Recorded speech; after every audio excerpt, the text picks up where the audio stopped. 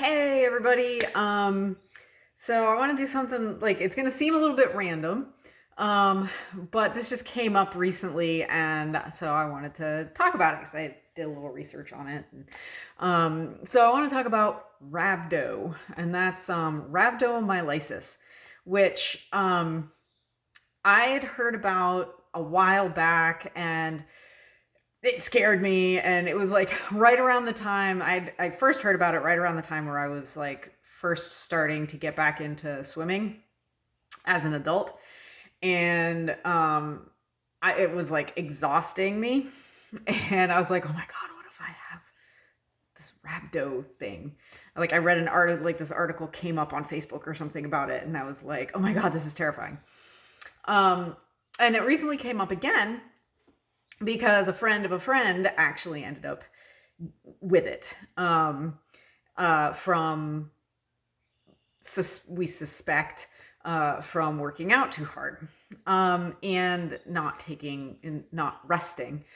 So anyways, what it is it's a rare condition. It affects about 26,000 people ish a year. And it's basically when your muscle fiber, your muscle tissue breaks down. And then what happens is as it breaks down, it releases all of its contents, all of its proteins, all of its electrolytes and everything into the bloodstream. And then your bloodstream can't really handle it. Your kidneys can't really handle it, getting all of that out, specifically myoglobin. And that can damage the kidneys. It can damage the heart. And it's kind of scary. There's a blood test that they can do for it where they measure the creatine kinase, which again is one of the things that's like released into the bloodstream from the breakdown of the muscle tissue. And there are a few things that make you more susceptible to it. One of those things is intense exercise without any breaks. And jumping into exercise, like high intensity exercise, if you haven't been doing it, can lead to this. Being dehydrated can make it worse. If you're working out in a hot environment, can make it worse. So heat can make it worse. Like specifically people that, are more prone to it are people such as like firefighters, EMTs, like police officer, first responders, military personnel that are, in like boot camp, that are, in like doing these high intensity activities, usually in like the heat of the day. They might not have access to water when they need it and that kind of thing. And people who have really physical jobs, farmers, construction workers, that kind of, those kinds of jobs can be a little bit more susceptible to it. And the signs to kind of look out for are like if you're like extra, like really sore, swelling at the site of like the muscle that's breaking down, really dark urine, I guess, is a sign of it as well. But there's no like sure way of telling what it is except with a blood test for the creatine kinase, or creatine phosphocreatine phosphokinase, I think, is the other one. CPK.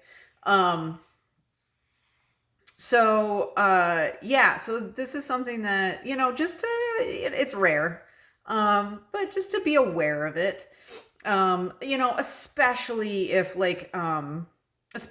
you're someone who's not, who doesn't work out on a regular basis, and then you decide to like jump right into like cycling classes are classes that was the first time I'd heard about it, was was an article written about actually I think, well, she was an Olympian, like an Olympic skier, I think, decided to do a cycling class and developed rabdo after the cycling class. And so that kind of like really high intensity, you don't get a break kind of exercise. And you know, that was what was freaking me out when I was doing swimming, and and I was like really sore the next day and really tired the next day. I was fine. I didn't have rhabdo. But it was something that I was aware of at the time.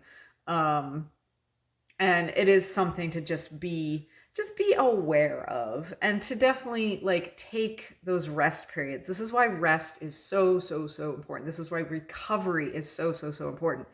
And if you are sore, really sore from a workout, don't go work out the next day.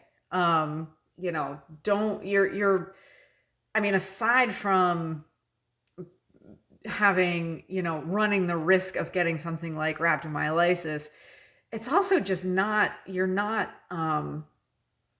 may be able to make progress despite doing something like that, but you're not going to make the progress that you will if you were to just give your body a chance to recover. Recovery is so important, and this is one of the reasons why. And this is why I did part of the reason why I did 2 or 3 weeks of just talking about recovery, because it is so important.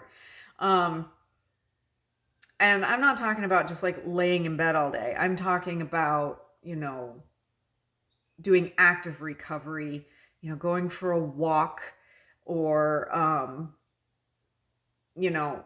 doing some mobility, if you're sore, or, I'm about to sneeze. So allergies around here are just insane lately. So that's what I'm talking about. And I just want to emphasize this, and it's funny when people come to me to train and they're surprised at my approach to it, which is do a few lifts, sit and chat, do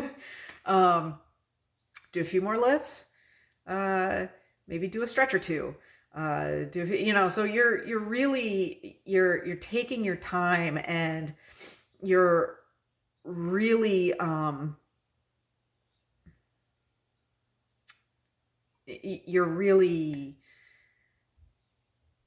sorry, I got distracted for a second. You're taking your time, and you're really emphasizing that recovery so that you can do your best the next time you go to work out, and your body can make progress. You can better progress than you would if you didn't take that time to recover, because there's no point in not allowing your body to recover from the stress that you put on it when you work out. There's no reason to not let it recover. There might be some psychological, maybe once in a great while, to kind of push yourself in that way, but otherwise you're not helping yourself by not allowing yourself to recover and recuperate from a workout. So that was my little, just wanted to bring that up because it was something that came up recently. I had never met anyone that gotten rhabdomyolysis. This particular friend of mine has known 2 or 3 people who have gotten it, which is interesting. But considering that it is such a rare, it is a rare thing, but something to be aware of. So I hope you all enjoyed this. If you did, if you found it interesting and informative, go ahead, and if you're watching on YouTube, hit the like button, share it. Subscribe. If you're watching on Rumble, hit the Rumble button, share it, follow me, and I will see you all another time. Things are so kind of random right now. And have a great day, rest of your day. Bye.